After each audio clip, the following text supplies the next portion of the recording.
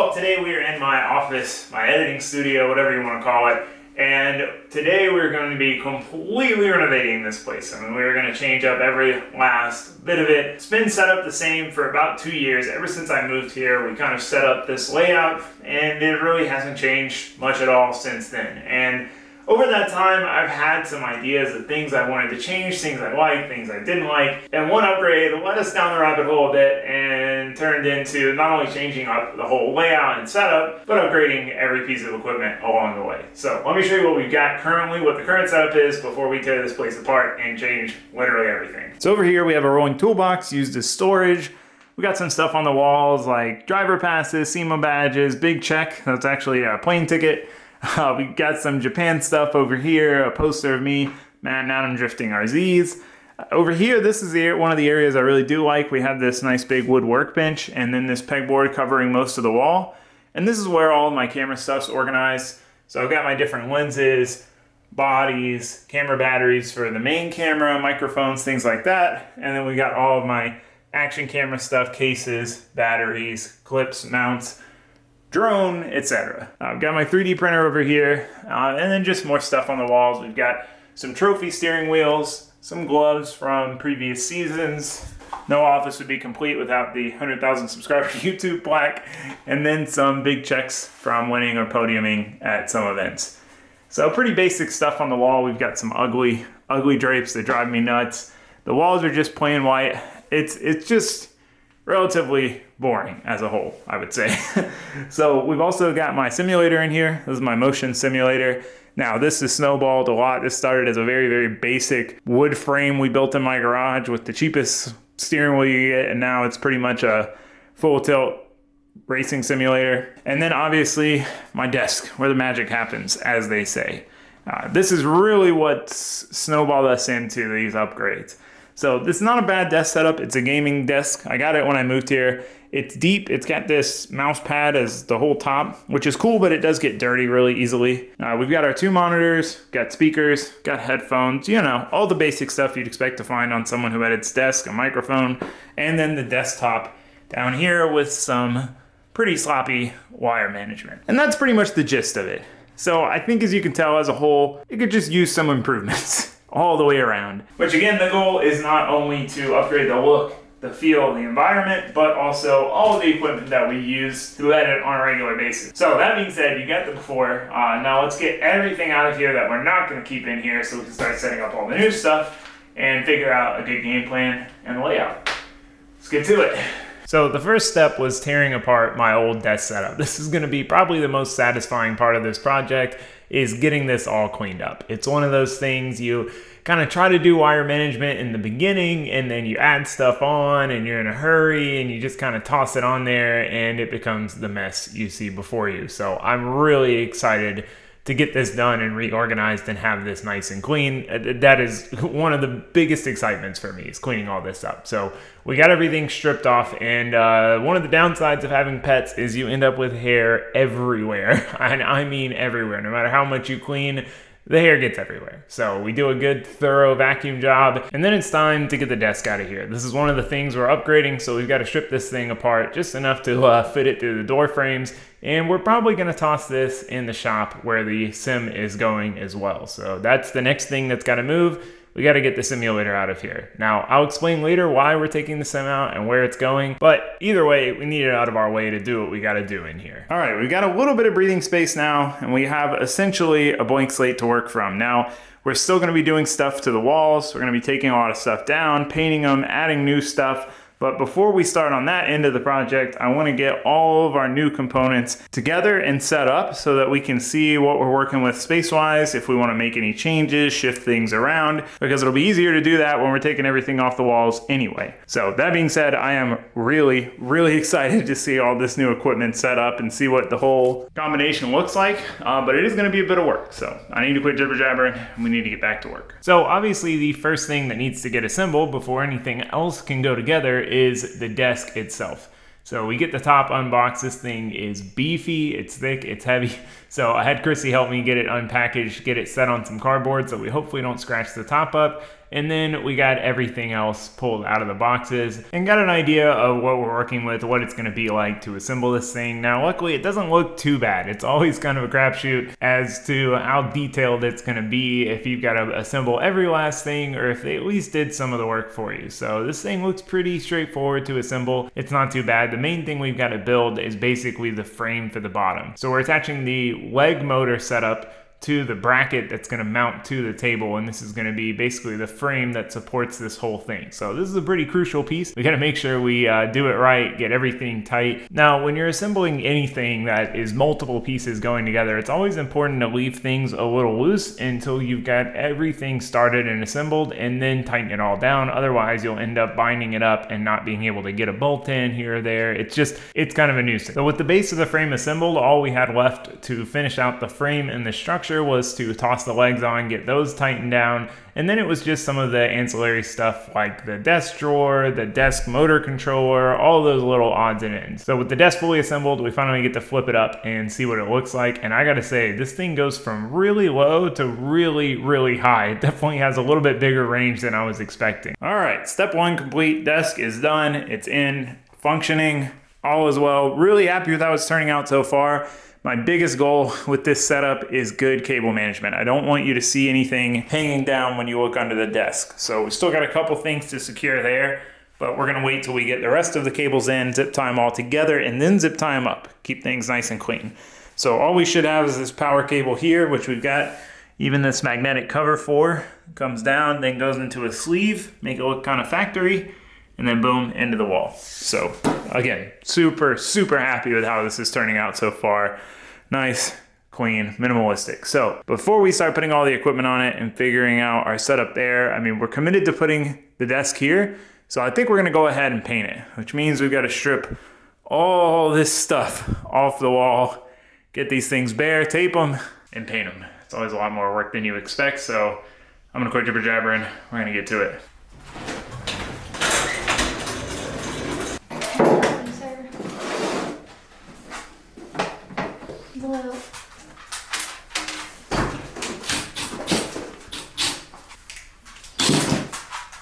So the point of no return. We started stripping every single thing out of this room and everything off the walls, which over time I had accumulated a lot of stuff on the walls, the different trophies and big checks and things like that. So we started getting everything cleaned up, getting the baseboards clean, getting everything dusted so that when we do tape, the tape actually has something to stick to. That's one of those things you kick yourself for if you don't do it ahead of time.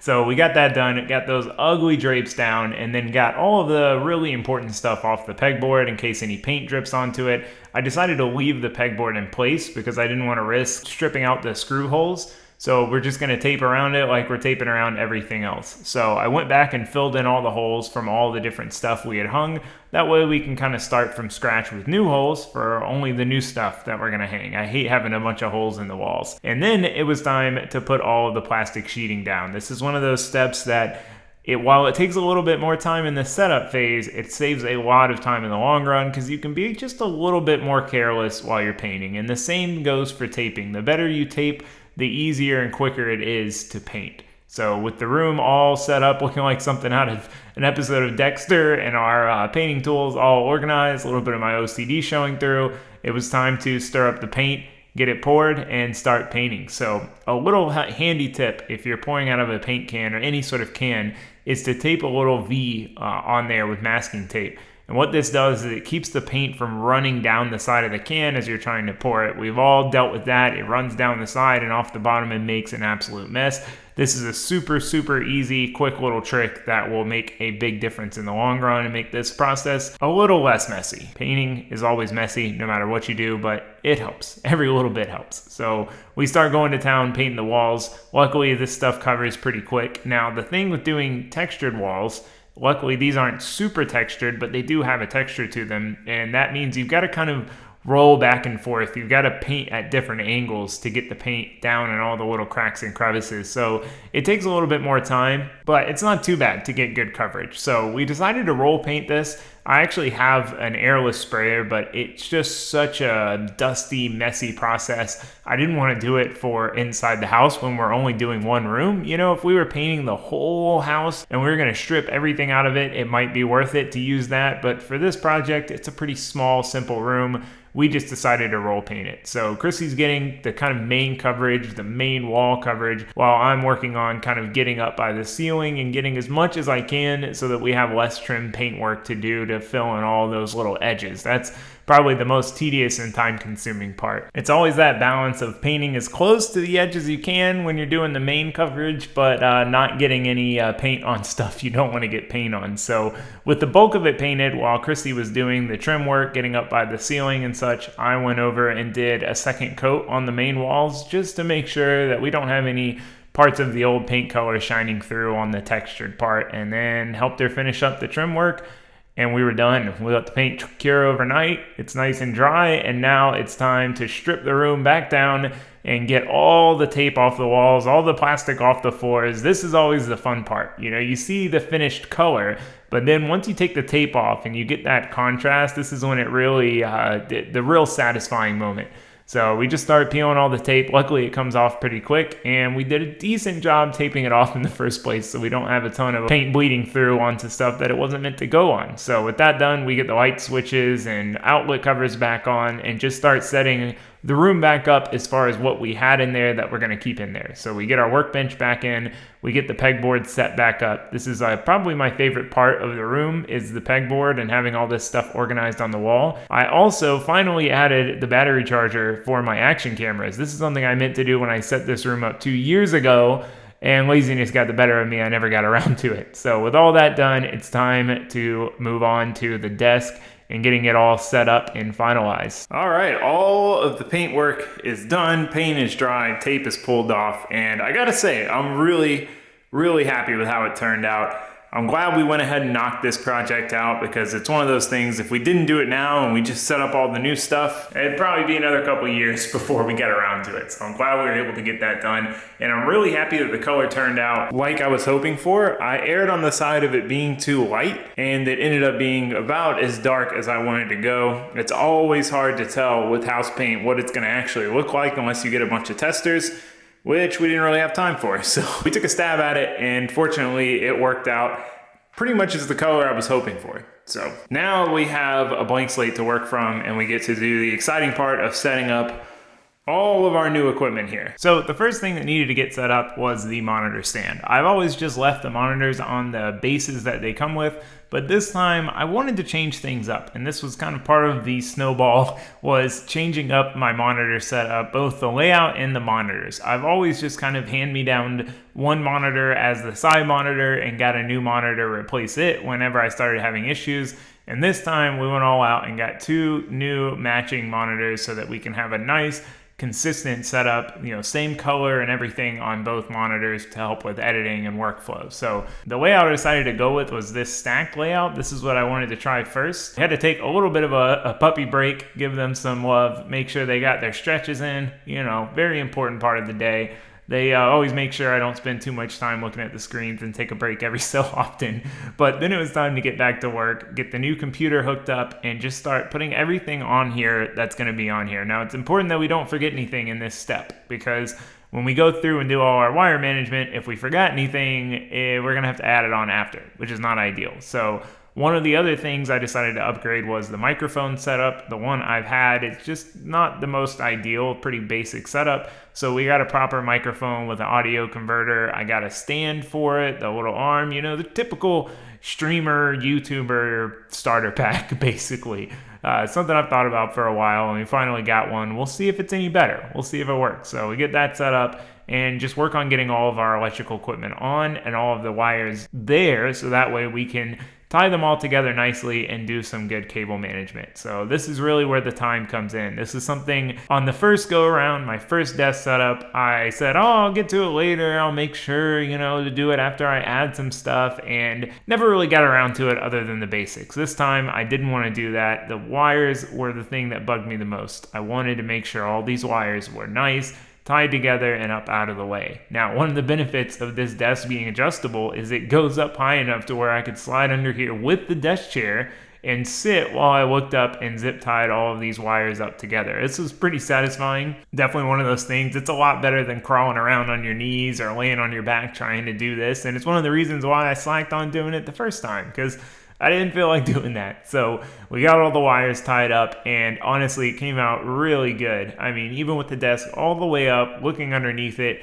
you can barely see any of the wiring. So that was really what I was going for here and what I wanted to spend some extra time on. Just nice, clean, and simple. So we dropped the desk down, took a look at how it operated and make sure that none of the wires are going to get tugged too tight as it goes up and down. And again, all in all, it came out pretty good. Obviously, there's a lot of wires back here behind the computer that are just, they have to be there, but we tried to make them as clean as we could while obviously having them there, because there's nothing you can really do about that. So with all of that done, it was time to fire everything up for the first time and see if it all works, how it all works, and if we made the right call on the setup as a whole. So far, so good. I'm thinking we did. I'm liking it a lot. All right, well, we did it. The room is officially complete, ready to go. Now, that being said, there are some things left I want to do to the room itself. We're going to be changing this fan for a regular light fixture. I've got some pegboard and stuff and some shelves on the way for these walls to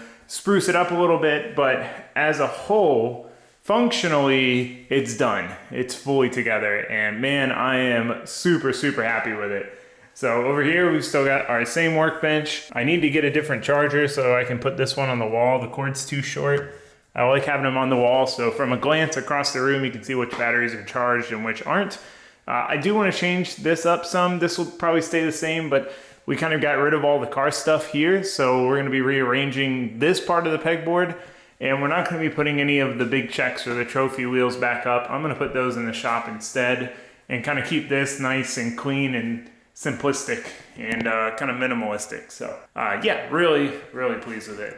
Painting it definitely helped, getting rid of those ugly green drapes. These aren't the best solution ever, but they work and they actually match the paint pretty well. So here is the setup. Here's the equipment that we got. We got a standing desk. It's one of those things I thought about doing it for years. You know, I thought about getting one when I moved in here originally, but I didn't know if I'd actually use it or not, and that's always the struggle. You know, it's like, am I telling myself I'm going to use it and stand, or am I just going to end up sitting? But for me, I work most of the time on my feet, so I don't like sitting for 6-7 hours straight. It's not a good time. So I think I'll use it, but you know, time will tell. Overall, it's just a nice, clean looking desk too. So for equipment, as I said, we ended up upgrading literally everything. It was time.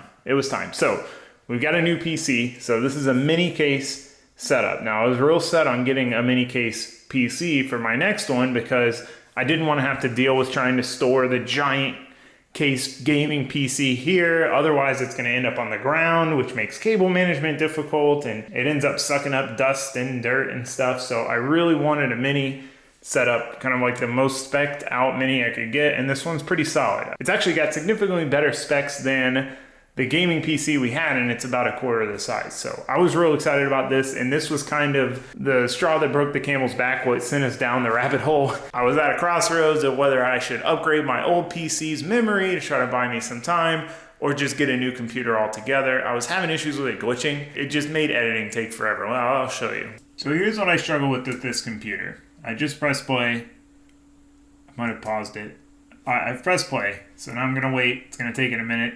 So the time lapse starts, and it's kind of real-time speed at first, but then as it goes on, it starts to get more and more glitchy to where I'm only getting, 1 frame per second. So I don't really get to see what the finished time lapse looks like because it's skipping along so much. So I don't know if I should speed it up, if I should slow it down, because I'm not really able to tell what it looks like and what it's gonna look like as an end product. And that's a big struggle because I use a lot of time lapses. Now, more so than that is when I narrate. This is the problem I have. Pegboard on, but it actually slides down on this track in the back. So we're playing, this is a real-time clip, but when it goes into time-lapse mode, it'll just drop the audio. And set these up. Then it'll cut back in. I'll have to go back.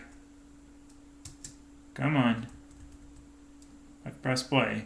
Have it down. I thought that was press play again, so, listen through. Just put them in right and then once I get up to the next one, drops out again. So it takes me forever to review a section like this before I render the video because it's just skipping along the whole time. So yeah, I was torn, but what really kind of pushed me over the edge to get a new computer was one, cleaning things up, going to the mini case setup, and two, being able to use the old PC for the sim rig and dedicate it to that. Because the problem was having that mix of sim stuff and editing stuff, things just got clogged up really quick. So many different programs for each. So that way we have a dedicated computer for the sim, we're able to move it out to the shop, and then a dedicated editing and work only computer, keep things simple. From there, we got new monitors. So I got 2 matching monitors. These are specifically for, editing, video work, photo work. They have like a really large color scale and yada yada. Who knows how accurate that stuff is, but they're pretty nice 32-inch monitors. And we've got them in this stacked configuration. Now, this is something I was also really torn on. My problem was I've always had one monitor and then a secondary. I didn't know if I could do the 2 monitors split where your eye line is right in the middle of the 2 and you have to look left or look right. If you're using this one